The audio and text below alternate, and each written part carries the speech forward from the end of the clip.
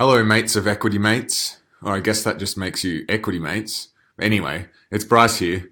One of the most frequently asked questions we get is, where do we find information about all these stocks and where's a good place to start? Now, we could do a whole episode on this, and we often do touch on it, but the best place to start is by signing up to our Thought Starters weekly email. Each week, we send you some cool stuff that has caught our eye during the week, as well as some more detailed articles on stocks and invested-related content. We also include Basics 101. These are articles tailored specifically for beginners to really propel you on your way. We don't spam you. We hate spam. It's once a week, and there's enough stuff in there to occupy you for a full day of browsing at work. Now, Ren puts a lot of effort into finding quality articles for you guys, so if anything, just sign up so he feels the love. Head to equitymates.com and chuck in your email at the bottom of the page.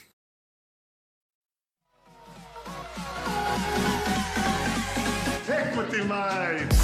I will say this about investing. Everything you do learn is cumulative. What I learned at 20 is useful.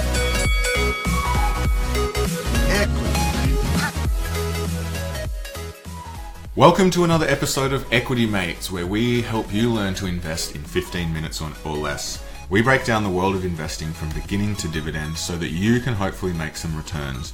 My name's Bryce, and as always, I'm joined by my equity buddy, Ren. How are you going, bro? I'm very good, Bryce. How are you? Good. Always good.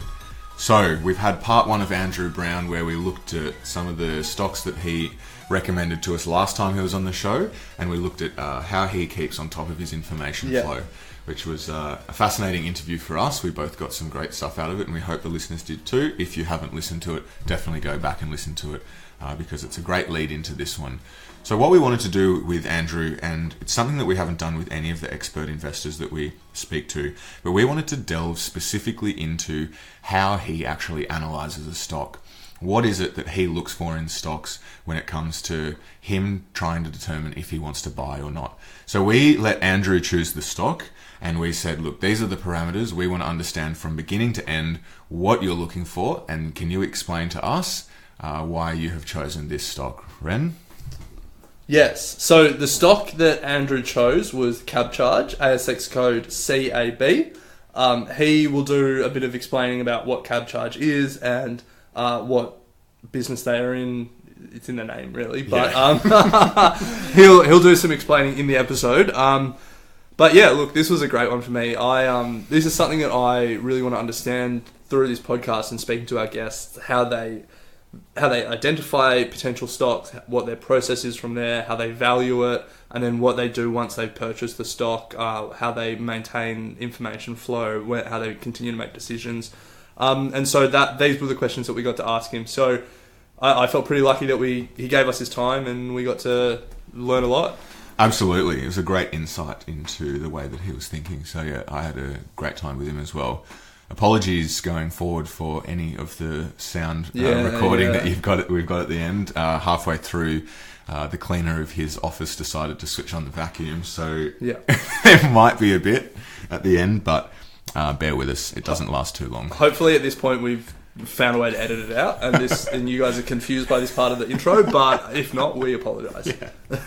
Enjoy. Equity Mates! Okay, so that was an intro to an intro. Yeah. But no, I think that was a good summary of some of the main concepts that now we're going to sort of apply to your process. Absolutely. So maybe we'll introduce the company that we're going to sort of use as an example throughout this process. Yeah. And that is a company that we spoke about in our last episode. And you took particular pride in lording it over one of our podcast rivals, over Motley Fool. And that company was Cabcharge. That's right. So when I look at Cabcharge, I think the stock was in the high twos when we spoke last time. The stock currently is just above $2. You might think, well, that's pretty terrible. What you need to remember is, in the meantime, I've had $1.04 of fully franked dividends out of Cabcharge. So we haven't, in a total return sense, we haven't made a lot. Of course, a lot of my returns come from the franking credits, which may or may not be refundable in cash in the future, depending on which government gets in after the next election. So from an after-tax point of view, it's actually not a bad investment at all. The price did get up to about $4 at one Yes, stage. it did. That preceded those dividends being given out. Okay, what happened with Cabcharge is it sold a couple of assets, which we're going to talk about, and ended up with too much cash, and so it paid out 80 cents a share fully franked dividend. Wow. So, I guess the question is, you identified Cabcharge, but Yes. let's start from the start. Yeah. Why Cabcharge? How did it come across Yep. your desk? Yep. And what made you what piqued your interest? Okay. It's probably worthwhile explaining what Cabcharge is. Okay. It basically is the taxi industry in all its guises. First of all, it's the charging system for cabs. So if you pay by credit card, it is the major but not the only payment system, and they take a fee off your credit card for using their payment system. That fee has come down. We'll talk about that in a minute. Secondly, Cabcharge is the largest owner of cab licence plates in New South Wales, so it owns taxi plates, and it's also a big owner in Victoria, a big owner now in South Australia, and also in Queensland and elsewhere. So in totality, it's the largest owner of taxi plates in Australia. So if you want to drive taxis and you need to lease a taxi, they're your best bet through them. They're best known in Sydney as Taxis Combined, who now changed their name to 1-3 Cabs, and I'll come on to why again in a minute. The third thing about Cabcharge is they are the biggest provider of effectively messaging services in the taxi industry. So if you're going to buzz to get a job, okay, they're obviously, because they owned the old Taxis Combined as a fleet, so they're like a fleet manager and obviously hand out jobs, okay, and regulate those jobs, and obviously increasingly that's been done through apps, rather than just ringing up and speaking to someone. In addition to that, they did have until last year some investments in a bus company. You would know them as Hills buses here. They're actually called CDC Delro, and they ran particularly school routes in various parts of Sydney, most notably up to the northwest. And they also had some investments in taxi fleets and services in the UK, notably in Aberdeen, Birmingham, and a little bit in London. Okay, so they had everything that was to do with cabs. They also had quite a big property portfolio. So if it's to do with cabs, Cabcharge had its finger in the pie, categorically. So, why were they interesting? Well, first of all, if you're a value investor, just by description of them, you'd probably start thinking two words, which is treasure trove. There's a lot of goodies in there. The second thing is the share price had collapsed from $10 to $2. Why was that? That was largely due to two components of regulatory change. The first was that the fee they were allowed to charge for debiting your credit card used to be 10% everywhere in Australia, and basically it was regulated down to 5%. That happened quite gradually because it's done on a state-by-state basis, not on an Australia-wide basis. So in fact the last one only came into play in the first half of this financial year. The second regulatory baseball bat, of course, was wielded by those American loss-making students called Uber. Okay, and Uber effectively was, for a while, outlawed in certain bits of Australia, most notably Victoria. But, and as has happened pretty much around the world, Uber's gradually got traction and has been legalised in some form or other. And that's enabled potentially other ride hire services to come into the market as well. But Uber is the main one. So, that's why the share price collapsed. Because basically a lot of people said this is the best short on the market, it is going to go out of business. And if you look at some other companies around the world, particularly companies that finance taxi medallions in New York, they're really struggling to stay afloat, because the taxi business obviously has been belted around by Uber. And you've got to remember, Uber makes money. Uber loses billions of dollars a year, and that can only go on for so long. Okay, so I was interested because Cabcharge was still making a profit. So some of the ratios I'm going to talk about a little bit later on look very, very cheap to me. And so I started to do some homework on whether Cabcharge was just going to go out of business. Okay, gradually, slowly, death by 1,000 cuts, but gradually go out of business. And I came to the conclusion after doing a various amount of research that the answer to that was no. Okay, and maybe dig into the kind of research I did. Okay, the first bit of real hard-nosed research I did was I drove Uber for 3 months. Really? Okay. Now the reason I did that, it's all very well being an Uber customer. Okay. We all know Uber is undercut taxis and you can ride cheaply.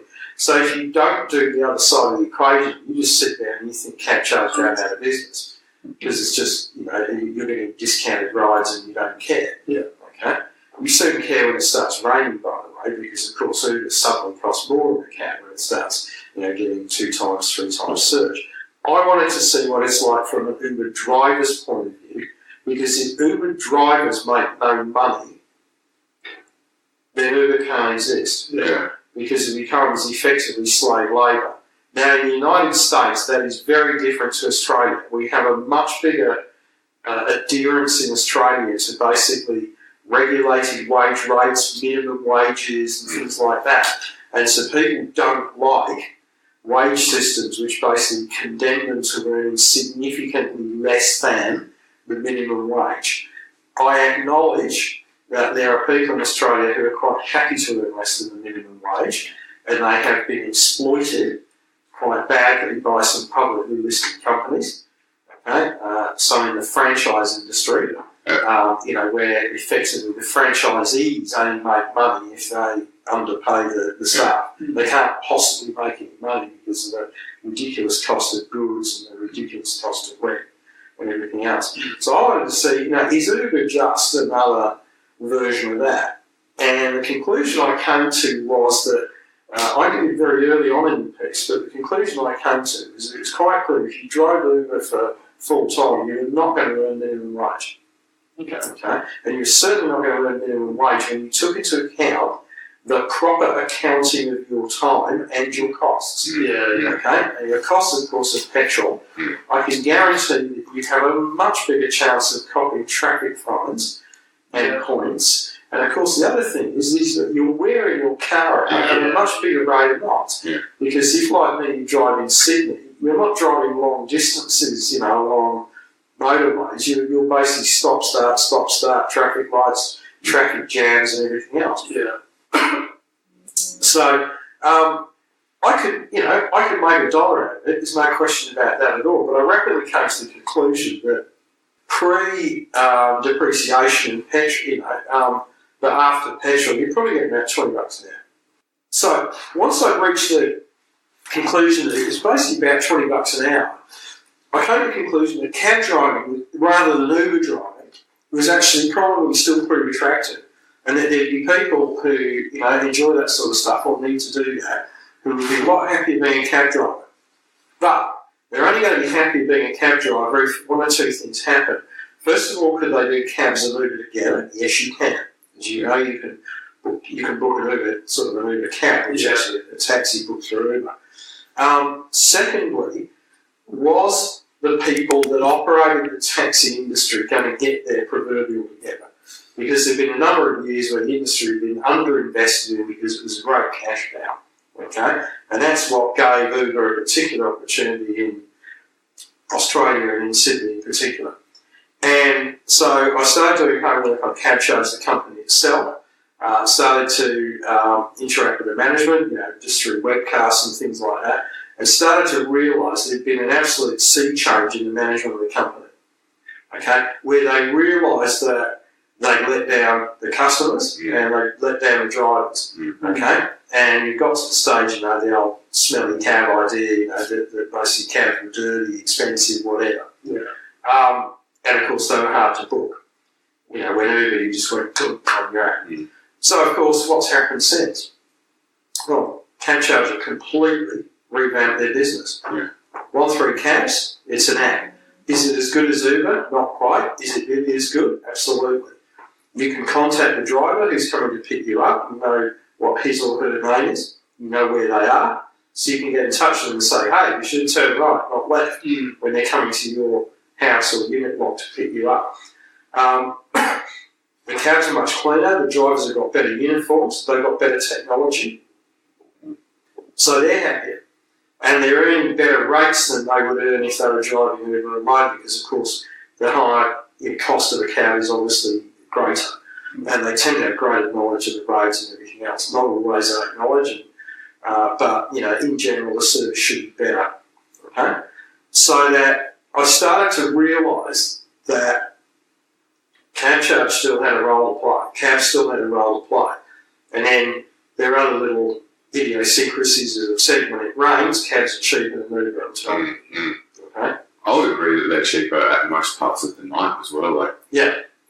It's for shorter distances. I'm not so sure about longer distances, but for shorter distances in the city, I mean, we have no qualms getting a cab just because they're quite comparable with Uber. That's right. I mean, what's going on, particularly with smart young people, is, of course, they arbitrage cabs versus Uber versus any other ride share that's out there. Okay? And the big thing is, don't forget, ride shares don't work unless you've got a lot of cars on the road. So I'd argue in cities like Sydney, unless somebody just floods a particular part of Sydney, say like outer western Sydney with cars, it's pretty hard for other rideshare services to get up. Okay? So we've got lots of Ubers already, it's well known and ubiquitous, and we've got lots of cabs already, and they're dominated by 1-3 cabs. Okay?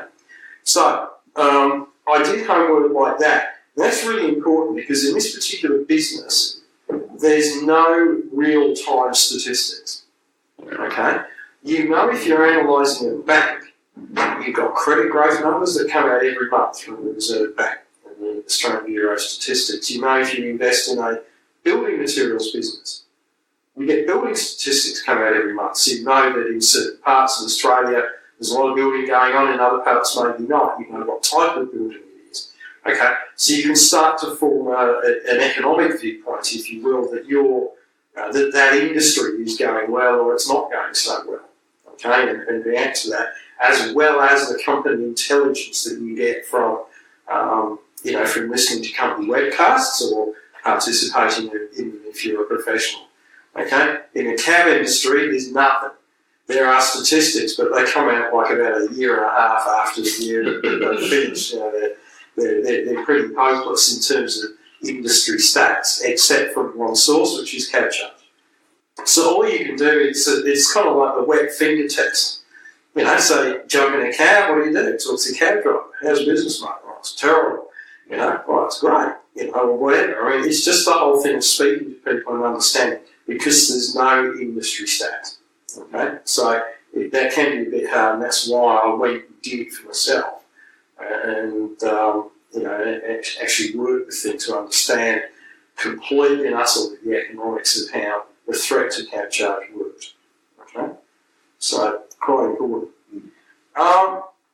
So maybe just to recap, at this point you were driven Uber for 3 months, you had realised that the value proposition for Uber drivers wasn't quite there. Yes. And that, the cost, when the surge pricing was comparable or cabs were better, so you realised there was probably more competition than the market thought there would be in that industry. Absolutely. But then where did you go from there to decide that Cabcharge as a business is a worthwhile investment? What was really critical, as I said, is there was a management change about 3 years ago, and that caused Cabcharge, as I said, to reinvent itself. And what Cabcharge has basically reinvented itself as is basically a personal transport company. Okay? And so obviously that means a value proposition, so service versus price and everything else. But what started to become very clear, and to be fair, this is Cabcharge statistics because they're the main player, there's no other listed player. But what's quite clear is that there is growth in personal transport. People are using a lot more personal transport these days, and there is growth. It's just that, of course, that growth's been split between a lot more players than it used to. Okay, because we've got Uber. So Uber's grown the market. So guess what? It's grown the market with Cabcharge as well. Believe it or not, because people are used to actually saying, I won't get a bus. Although in Sydney, public transport is booming, so people are obviously leaving their cars now. in a much, much bigger way. Just think it through. So start to look at the statistics of that, which are largely from Cabcharge, Cabcharge provided stuff, and I started to look at the way the company was reinventing itself in the service bit to say, yes, they have a future that way, okay? And it was quite clear I wanted to see they had technology and that they were investing in technology, and I was probing in terms of how much they were investing. And starting to see, obviously on my own phone, that, hey, well, this app's actually okay, and it gets better and better and better and better. So I started to look at those kind of things as well, as well as starting to get into the numbers, okay? Because obviously, if you've got a business like Cabcharge that's threatened long term, and this is not a risk-free investment quite clearly, it's just a very cheap one, as I'll tell you in a minute, then you need the numbers to really stack up. If Cabcharge had a lot of debt, you wouldn't go near it. Okay? Because you're going to discover Cabcharge is not a lot of debt. Okay? So the critical thing is basically, if this company was going to go broke, it was going to go broke real slow. Yeah. Okay? So it's going to give me a chance to say, the thesis has changed. I think I'm wrong. Clearly I was going to lose some money, but I wasn't going to shoot myself. Yeah. I wasn't going to lose it all. Yeah. Okay? Because it was going to go, as I say, it's going to die pretty slowly in my opinion. Okay? So, that was a really critical thing. So then we get to the sort of the nitty-gritty of the numbers, of why did this thing, given all that we've said, okay, why did it actually start to stand out and appeal? And it doesn't matter what sort of investor you are, there's one thing above anything else that is very, very appealing, and that is cash. Okay, or cash flow. Okay. So when I started to look, when I looked at this company, it had a lot of spare assets on the balance sheet. Okay. As I said, it was a bit of a treasure trove. So first of all, it had the bus company. It owned 49% of the bus company. Okay. And it also owned 49% of this thing in the UK called City Fleet. And its joint venture partner was Delgro, which is a listed company in Singapore. Okay, so, we have a cross-check already. What are they carrying this stuff at?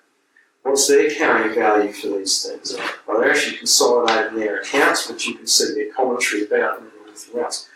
Because it became abundantly clear that these were non-core assets to Cabcharge if they're reinventing themselves as personal transport in Australia.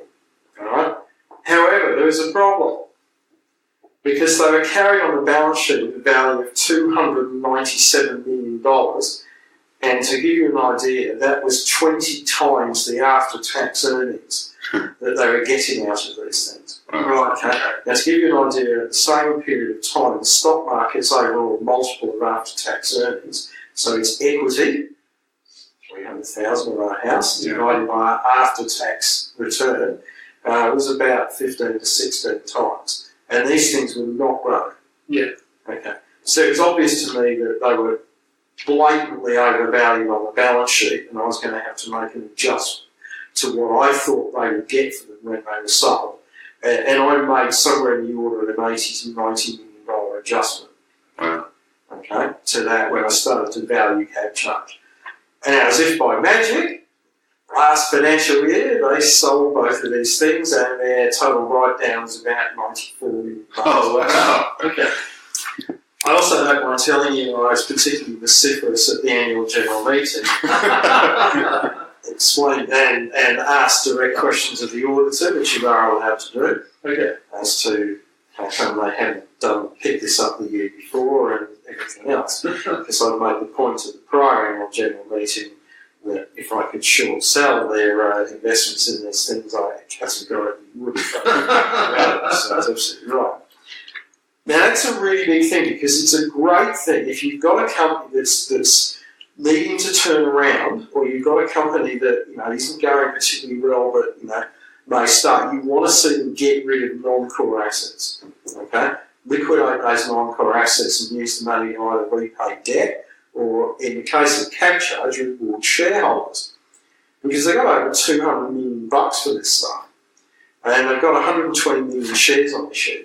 So they repaid all their debt, had net cash, and had too much net cash. So that's why they were able to pay out these very large dividends last year. Okay? So that was the first thing. Is once I knew that they were kind of really thinking about selling the assets. That was really, really good. Okay? Now, the second bit of it is that's all very well.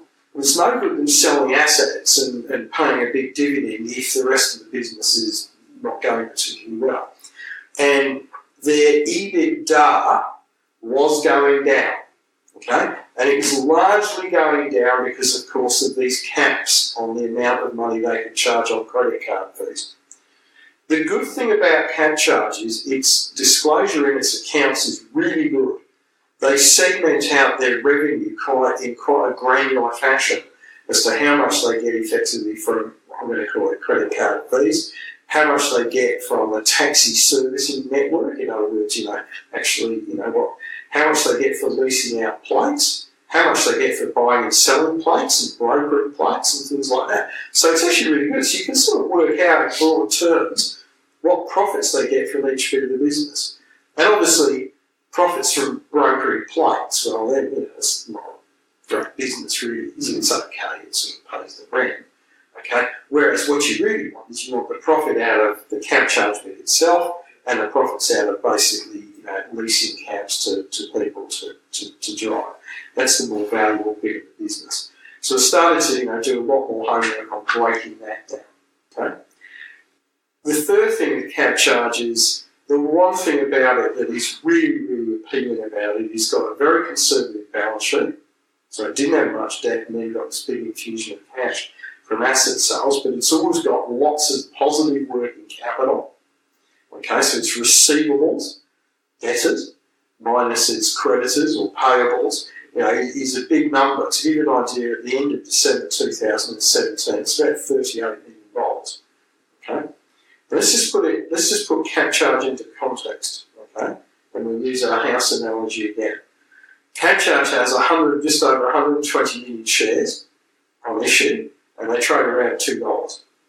Okay, so the equity market value of Cabcharge is $241 million. Okay, now let's just stop there for 1 minute. Okay, just stop there for 1 minute. You can buy the central player in Australia's taxi industry for $240 million. Does that make sense? Because it doesn't to me. It sounds way too low. Okay, when you see the valuations given to Uber, okay, which makes no money. Okay. So I just kept thinking, in my brain, it just didn't make sense that I could buy this big player in the taxi industry, which is not going away just yet, for $240 million. Now, as at the 31st of December 2017, Cabcharge has $20 million of cash on the balance sheet, and it owes $3.5 million of debt. So within that $241 million, there's actually $16 and a bit million of net cash. Okay? And there's also $38 million of net receivables. 63 million of receivables and 25 million of payables. Okay?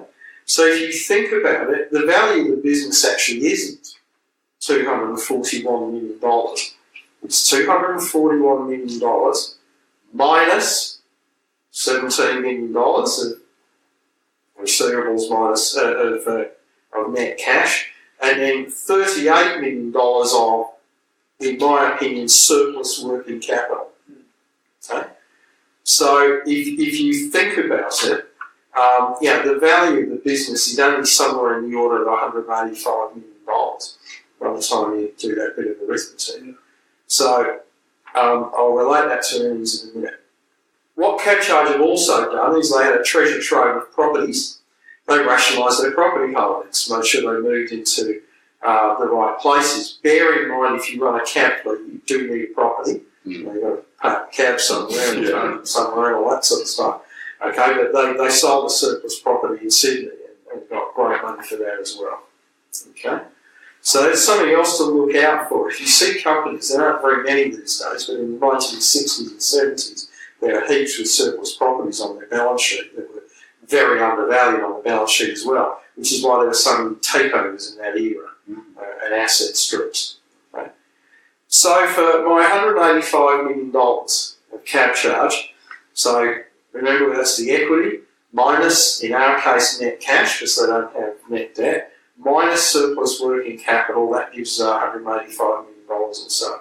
Okay, this company, okay, earns somewhere in the order now, having had its earnings eviscerated over the last few years, this company still earns somewhere in the order of $38 million a year of EBITDA, earnings before interest, tax, depreciation, and amortisation. Okay, so divide 38 million into 185 million and express it as a percentage. Okay, if you think about it, you're earning basically a very, very high teens return on your money. Now, in addition to that, we all acknowledge that Cabcharge has got to reinvest in this business. Okay, so it's got to spend money on plant equipment. It's got to spend money on making sure it's got technology. So it's spent more money on that. So this has been a company where you didn't want it to spend less money on stuff. You wanted capital expenditure to happen, and it's ramped up its capital expenditure. So it spends about $10 million a year on capital expenditure these days, and it also expenses off a lot more money on building apps and things of that nature. So, what we end up with is a company that's making $38 million of pre-tax, pre-interest earnings. Does that tally up with the cash flow? How do you check that? Because there are so many companies that talk about EBITDA these days. And then you go analyse the cash flow statement and it's on a different planet to EBITDA. And I can assure you it's usually on a much smaller planet. Rarely on a bigger one. You can go to the Cabcharge accounts and you can look. And one thing I would suggest you do is you look at the top two lines of the cash flow statement. So in the case of Cabcharge, it's on page 6 of their interim results for the 6 months to 31 December 2017. Their receipts from customers were $631 million, and their payments to suppliers and others and employees were $612 million. So with a little bit of rounding, and that's my arithmetic's gone skew with, that's $19 million difference. Okay?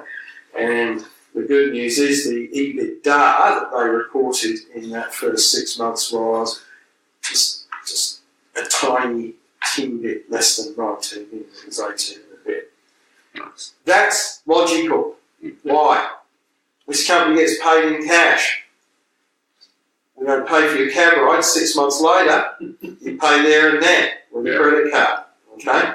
So it gets paid in cash, but it's also paying out very, very quickly. This is not a Woolworths, okay, that takes your cash here and now and pays its suppliers 67 days after the end of the month. 60 days after the end of the month in which the goods were delivered. So don't ever deliver goods to Woolworths and Coles on the second day of the month. Waiting a while for your money. Okay, so it's very logical. If you saw Cabcharge with a big discrepancy between EBITDA and the first 2 lines of its cash flow statement, there'd be a problem. You'd be wondering why, whether it was a positive one or a negative one. There's no logic in that. Whereas for a retailer, and lots of other businesses, you can play with working capital. Big retailers in Australia run massive negative working capital. The best example I can give to you is a company we've mentioned already today, Apple. Go have a look at Apple's negative working capital. Apple run off other people's money. Okay? They have a massive working capital deficit. Okay? Because their receivables minus creditors minus payables are huge. Sorry, are massively negative. Because, of course, if you're a supplier to Apple, you're in the same position as a supplier to Woolworths. You beg, get on your knees and say yes, sir. Okay, when they want 5 more days to pay or whatever.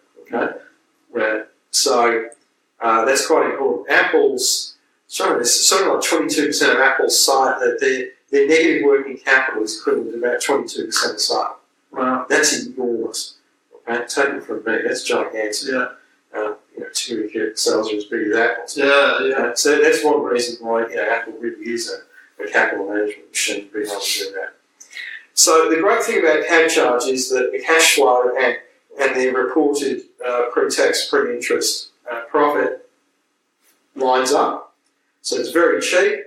They produce good amounts of free cash flow after they paid capital expenditure and everything else, so that the company basically can continue to accumulate cash, from its business at the current level of activity.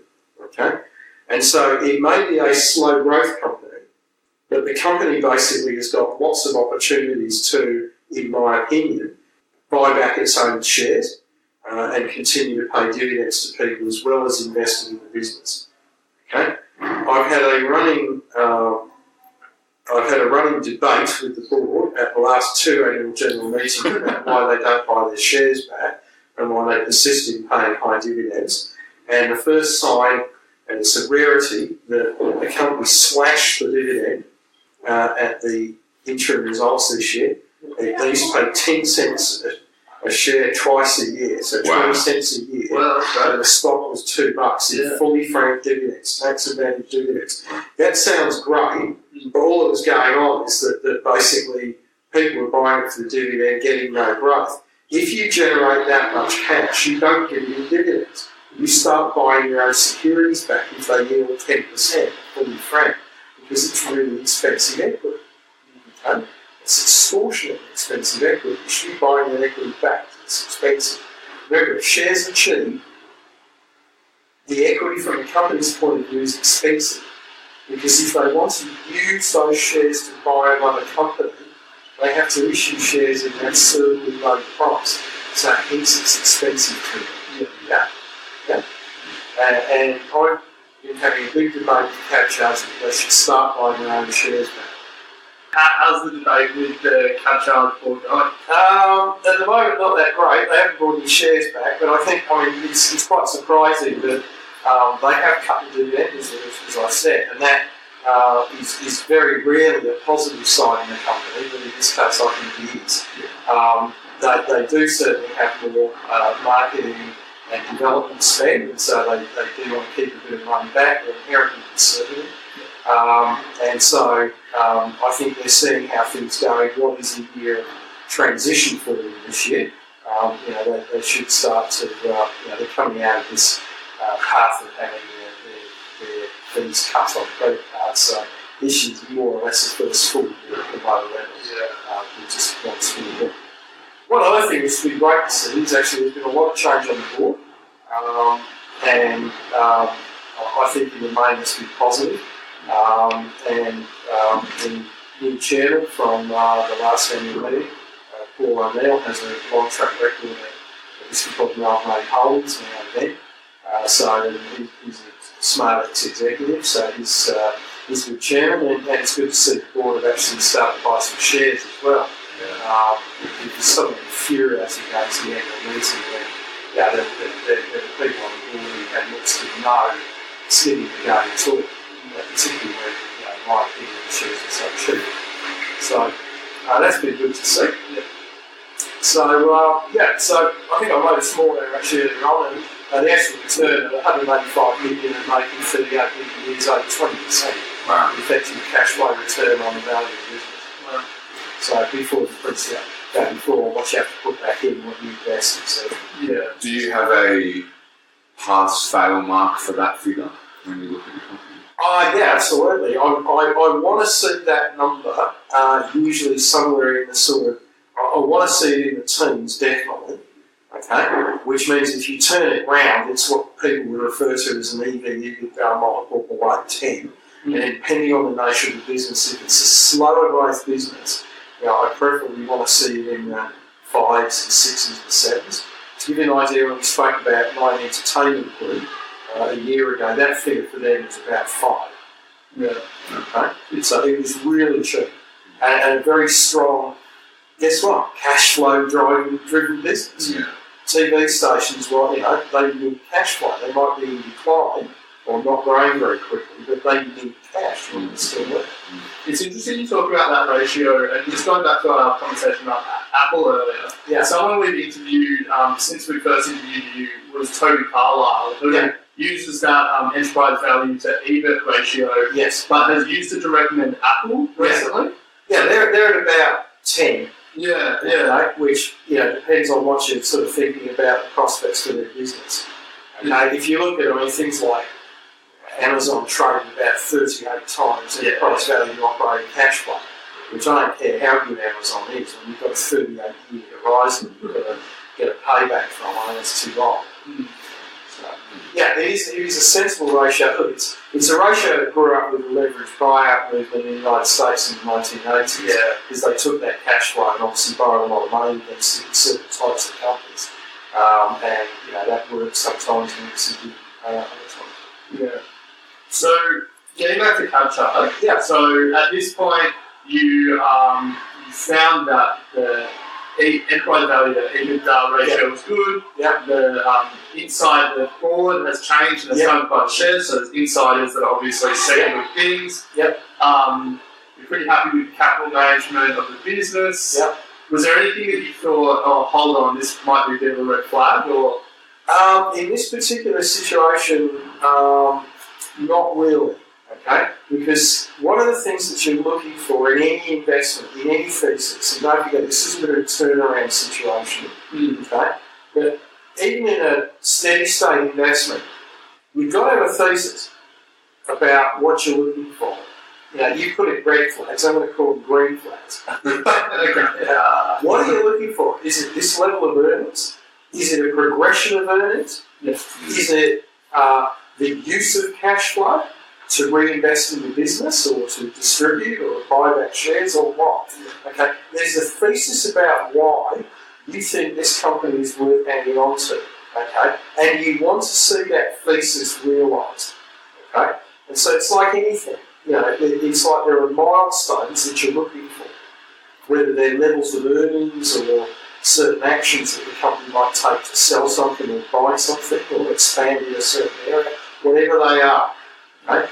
And so in Cabcharge's case, they were generally remediative things. Selling property, selling those assets that just didn't return and were non-core and then paying what bit of debt they had, etc. Whereas for, say, a growth company, you might be looking for them to introduce new products. Okay, for those new products to do well. So you're continuing flags for, if we just use Apple, most obviously are new product launches, market expansion, price increases, etc., etc. And lack of competition, lack of real competition, okay, or lack of competition having a real knockout product, that would really devalue Apple in a major way, in a way that other handset manufacturers in the past have been sent out of business, like Nokia and BlackBerry and others. Okay, so in every situation, it's not so much the red flags, but it's the positive things. Now, of course, you're not getting those when the green flags turn red. Yeah. Okay, and that's where you start the thesis. You've got to keep questioning the thesis. Okay, now that doesn't mean every day. Okay, it may be obviously in the US because you get quarterly reports. You want to make sure the company's broadly on track to what you're thinking. But certainly in Australia, a couple of times a year you've got earnings reports. A bigger company may have an investor day. They have to post all the slides and commentary up of that. So you want to see things like that. A lot of these things are webcast, so even if you're not able to ask a question, because you're not an institutional analyst, you can certainly listen to the questions and evaluate whether the company's not quite going the way you wanted it to. Yeah. So can I just ask then, if as long as you're getting the green flags, there's nothing that would be a sort of instant turn-off? Like insiders selling their shares or... No, I don't. Look, sometimes insiders have to sell their shares if they're heavily committed. They have tax bills and things like that. I prefer not to see that. Yeah. Like anybody, you want to see, and it's great if you see the management really stretching themselves to buy shares. I love seeing that, and certainly, nobody doesn't. I should point out some of the recent spectacular failures in Australia. Management bought shares immediately before that. Sky, for example, Bigger, I think they did as well. So that's not always, that's not, it's not always, the thing that you expect. You've got to look at it on a case-by-case basis. Yeah. But, the main flags are just really that, the business is not running the way you thought it was going to run, that, management basically have taken their eye off the ball, and you sometimes only get to know that when it's happened. You sometimes, obviously, if you're a full-time analyst, if you cover competing companies in a sector, then you pick that up very early. And often analysts speak to companies that are unlisted that are in that particular sector, and they often give you clues that the listed companies are cutting prices or having problems here or there. Yeah.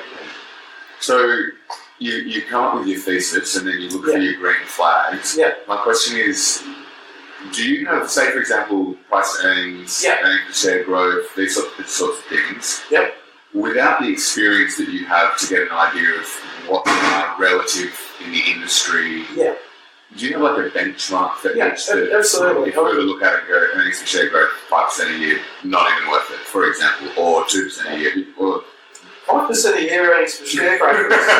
You know what I mean. It's positively spectacular. To give you an idea, just to put that in context, it's a great intro. Put it in context, since pre the GFC, so since 2007, earnings per share for the Australian market in its entirety, they're actually lower now than they were then. Oh, wow. So you wonder why the ASX S&P 200 is still nowhere close to 6850, which is what it peaked out at in November 2007. And the most obvious logical reason is earnings are below where they were there for the entire market.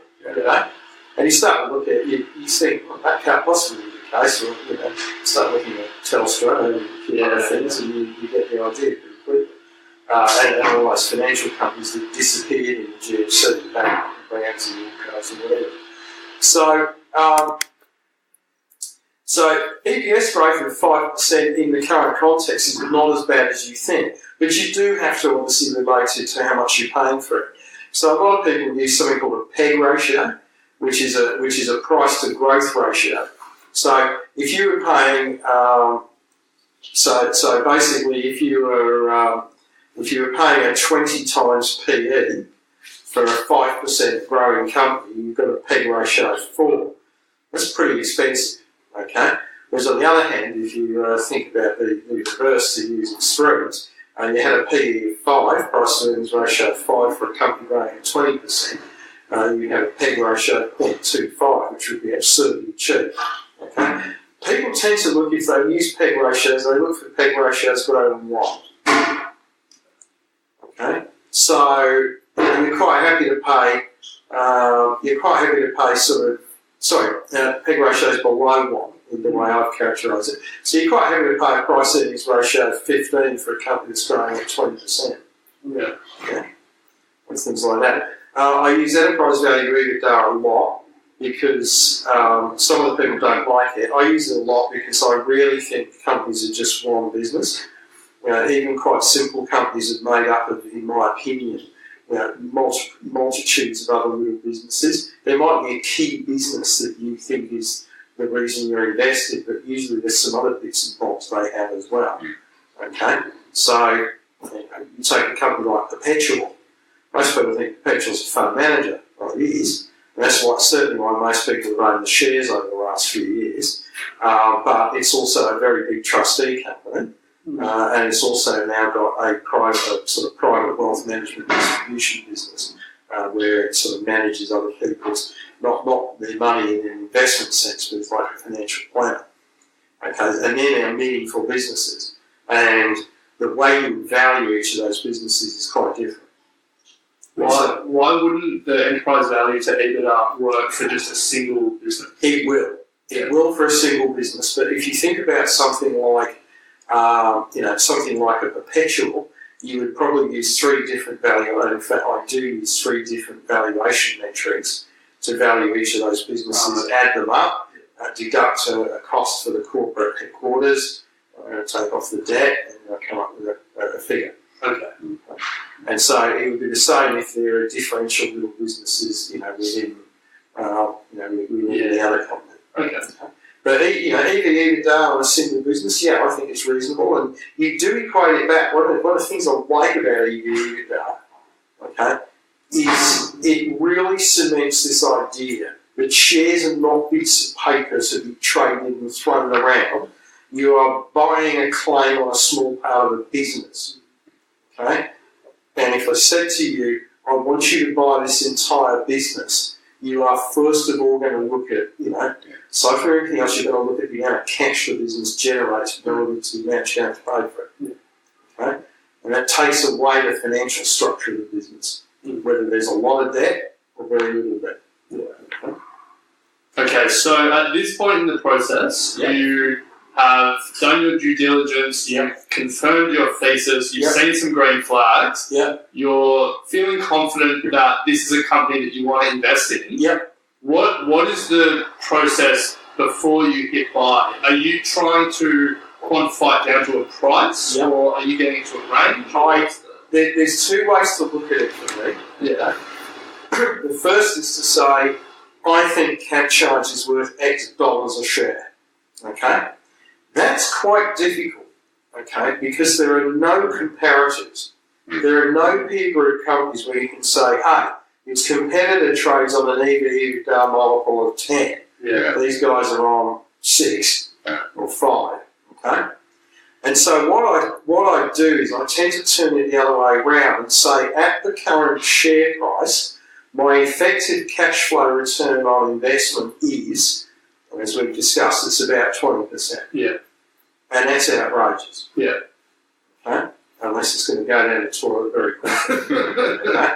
And so I tend to look at Cabcharge that way rather than drive it to a share price. Many, many other companies I drive to a share price by using analysis of their cohort. So bank shares, there's heaps of bank shares around the world, so you can do all sorts of analysis on that. Insurance companies, the same thing, etc., etc. Obviously, companies that are asset-based, property companies or companies that just have portfolios of shares, you can actually drive them to a value and say, if these guys got smart, liquidated, the stock's worth $2, I'm buying it for $1.50, there's 33% upside. So I do both.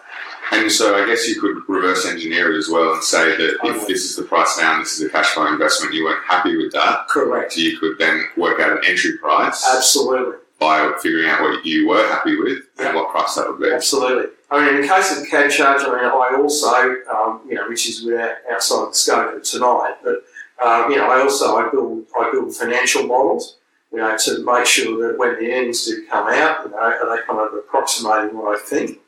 Okay. I build those models up, and those models help me with the value as well. With Cabcharge, even if you thought Cabcharge was a very, very low growth investment, you could sort of assume the kind of cash flows for Cabcharge out well into the future, which I think is fraught with risk. But you can come up with a net present value of those cash flows, and hence obviously a share price, a hard number. But I think in the case of Cabcharge, because of all the change in the industry, I'm not that confident to do that. Okay, so then once you've hit trade, it's in your portfolio. I guess the question is then, if Cabcharge, we've already touched on how often you sort of check it and you confirm your thesis. But then, if Cabcharge goes up in value, how do you know when it's time to sell? Do you use stop losses and stuff like that? No, not at all. In the case of Cabcharge, this will likely come down in value, so it's a case of particularly on something like this as well. I mean, it's good. I mean, you don't use all your firepower in one go. You know, so if your unit of investment's $20,000, let's say, you don't put all 20 grand in. It's really best to, you know, put part of it in and then just wait a little bit and see if the thing's tracking the way you want, because you will never pick the share price at the bottom. Okay? Likewise, you'll never sell at the top. So that it's best, I often what I call leg into a thing. So I might spend time buying the stock over a period of time, say 6 months. Wow. Okay. And that's your approach across the board? Unless I see a very, very specific opportunity. I've seen a very, very specific opportunity in the last 2 days. I might book an entire unit in 3 days. Right. Okay. Which I'm not disclosing. That's fair enough. You know, but generally that's my approach, and that's been a very good approach for Cabcharge, because the shares are traded between like a, you know, bear in mind there's no dividend adjusted, but sort of, you know, effectively about $3.20 dividend adjusted, from you know, the $4 minus 80 cents of the dividend, you know, down to $1.60. So there's been quite a wide range. Okay, and you know, so I tend to buy them and they've been really hammered, you know, knocked around, and figuring that, you know, things are progressing broadly the way I thought. Yeah. So far in Cabcharge, I've bought 3 lots of stock about, you know, a few months apart. Okay. And for our listeners, that's the concept that we talk about, dollar cost averaging. Absolutely. Yeah. Dollar cost averaging is obviously when you just commit a set amount of money, usually to a stock market index or a fund. You know, usually, you know, like a small monthly amount or maybe a larger quarterly amount. But you can do that on individual stocks as well. So that, you know, if you want to see how things play out, rather than putting all your money in one go, you put a little bit in each time. Pending brokerage fee. Yeah. These brokerage fees are coming down. Yeah. And that's mine is $20. So easy. So. And then, do you define in terms of time or incentive rules when you enter, or is this time? The one thing I really get people to understand is time is not that relevant. Okay, you can't dictate what the stock market's going to do time-wise. Okay, now let's just surmise I thought Cabcharge was worth $4 a share. Okay, I don't. Okay. And that's not a number, you know, it's just, I'm just using it as a hypothetical. We don't know, so if Cabcharge is $2, I don't know when it's going to go to $4. It might go to $4 tomorrow morning, so it might be a takeover. Okay? It might take a few years to go to $4. They're quite clearly not cognizant of the time value of money. Okay? But I can't dictate when it gets there. Yeah. Okay? Just another thing, why don't I use stop losses? Okay, what's the point? Because surely, if I'm buying Cabcharge at $2, because I think it's worth more than $2, it's very attractive. If it gets to $1.60, you want to buy more. Yeah. You don't want to sell it at $1.60. You want to buy more. Okay. What about on the flip side? If you have a stock that's run, but you don't want to cut your losses, you don't want to cut your wins short. Yeah. Would you put further loss? No, you don't. I mean, to me, it's just a case of you keep evaluating, and then if the shares have reached a level that you think is now too expensive, given the nature of the business, okay, then obviously you start making a decision to trim your holding back and potentially exit. Okay? I mean, the stocks, you will often hear stocks referred to as compounders. Okay, they're companies that earn large returns on equity and hence can compound a reasonable level of earnings growth well into the future, and they're usually the kind of stocks you don't sell, because they've got a very good business that enables them to do that. And a lot of people will tell you, even if they get a bit expensive, they don't worry about it. They don't sell them and try and buy them back, because usually when they do, you know, all of a sudden there's a really good quarter of earnings or something, and they skyrocket past where they were before. Yeah. So they're the kind of stocks you just hold on to and everything else. And Cabcharge is not one of those. Yeah. Well, that brings us to the end of your process. Very insightful, yes, and some great introduction to some concepts that we haven't touched in detail, but as you said, Ren, we'll put the analogy of the house up in our blog so that our listeners can go back. I think just with the interest of time, there's 9 questions that we went through. Yes. We're not going to ask methodology.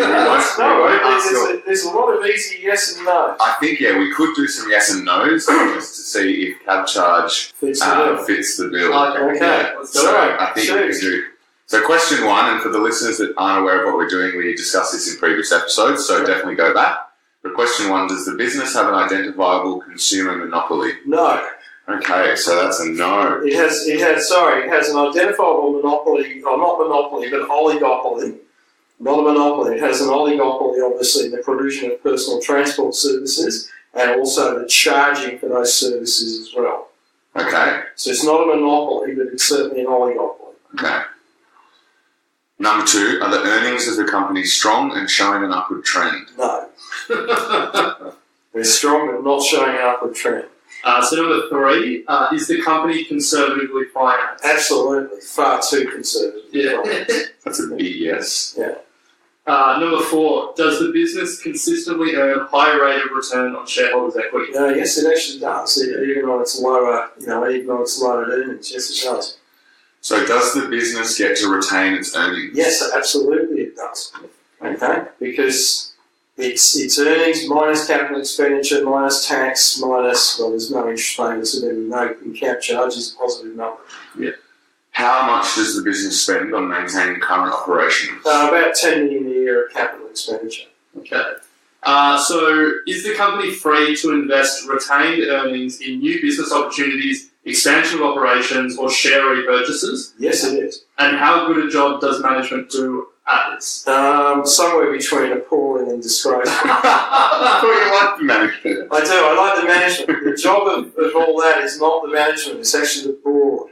The board, dictate dividends and capital policy. Yeah. I mean, it's obviously up to management to bring ideas to the board, but that is a board decision. The management's operational management, I think, is very, very good. Yeah. I think their strategy is excellent as well. But the capital management of the company to date, I think, has been poor, and I think can improve significantly. And I just keep banging my drum. So. Okay. So question 8: is the company free to adjust prices to inflation? No, it's not, because the environment's too competitive in one area and it's regulated in another area. So not really, no. Yeah. And then the last question: will the value added by retained earnings increase the market value of the company? It should, and it's currently not. Okay, and it should, because basically the market value of the company should be increased by retiring expensive capital, which in this company's case is equity. Okay, so over time, if they adjust their capital management policies, then I hope to be able, at a future date, be able to say categorically yes. Yeah. Okay, so in the case of Cabcharge, the sort of buffertology checklist. We fail on certain things. Yeah. So it's not down in bridge into town or a monopoly like that, but it does have good returns on capital, and it just needs to use the free cash flow that comes from those returns, in my opinion, in a slightly better way. And we should say that this checklist was more geared towards the compounding companies that you were talking about. Absolutely. That you just buy and hold, the Coca-Colas and the Seas candies and all of them. Coca-Cola is not a compounding company. Well, it was when he bought it in the newspapers were at that time. Yeah. Compounding companies in Australia tend to be infrastructure things, roads, airports, that sort of stuff, but obviously there's a question mark about just how expensive they are. Yeah. So that brings us to the end of the interview. I did want to ask one question before we go, because I really enjoyed your Uber due diligence example of driving Uber for 3 months. So I wanted to ask, do you have any other good due diligence stories of things that you've done that are out of left field to do your due diligence before buying? Flew a 747. Yeah. Didn't fly a 747. I've often done things like... I've found companies that have got what I think are surplus properties and surplus assets. So rather than speak to management, about, just get in the car and drive to funny places and go actually look at the things. What are they? I then do, you can do land title searches.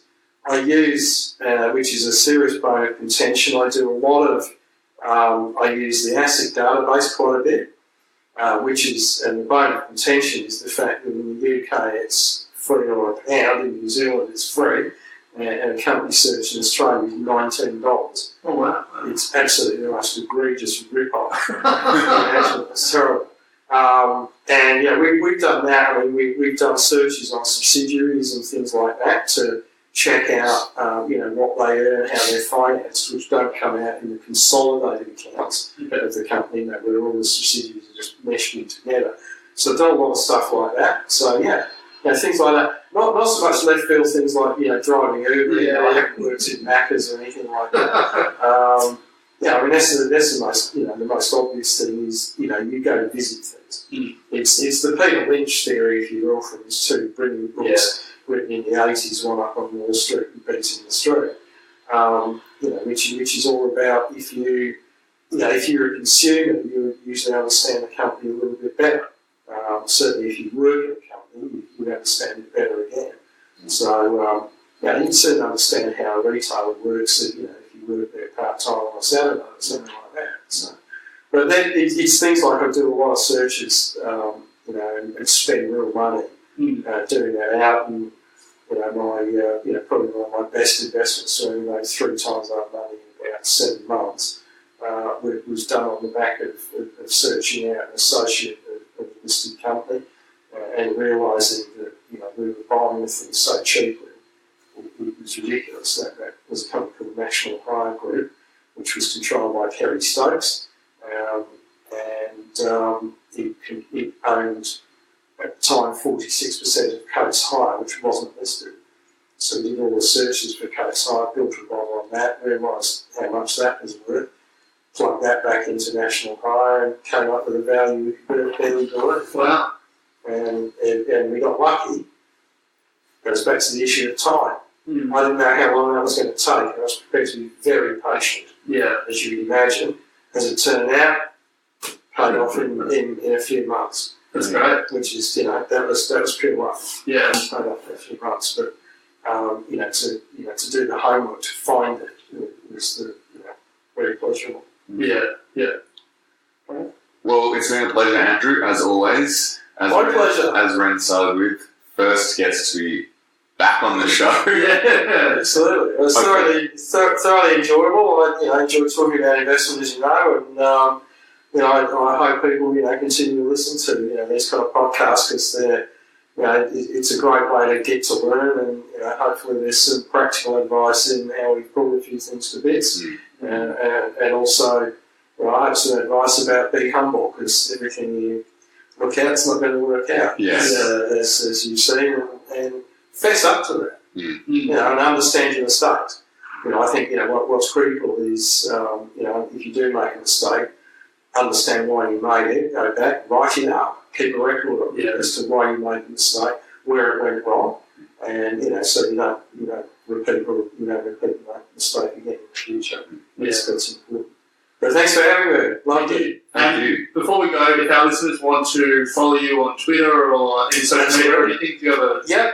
First of all, my company is called E72 Holdings, and we have a website, www.e72.com.au. Part of that is investment reports, and I write a quarterly each quarter. Yeah, which is great. I really enjoy it. Which is usually about 10 to 15 pages. Sometimes it's just about markets, but usually I usually have a bit of. I usually do a couple of companies that we have an investment in. For example, in the March quarter, we looked at Gowing Brothers Limited, which is very interesting, and we own it. And we actually looked at McGrath as well, and compared McGrath to a listed estate agent in the UK. And also on there are some investment presentations that I've given. So I've given one very, very recently, and there's a link to that as well, which covers off on some of the holdings we have, and we look at a couple of other companies in detail. Mount Cotton Limited and a US listed oil tanker owner called DH2 Holdings, plus some other stuff on there. So there's quite a lot of ideas in that. There's 30 odd pages of it. And then if you want to get in touch with me on social media, I'm at Aberon Investor, ABRONINVESTOR on Twitter. And you'll get following. And you'll get a little bit of politics and also you'll be kept up to date on the performance of Scunthorpe United and Hazley Bron. Well, I guess we'll leave it at that. Brilliant. Thanks, guys. Thank you. Equity Mates and the people appearing in this program may have positions in the companies mentioned. This is general advice only. Please speak to a financial professional to understand how it may pertain to your individual situation.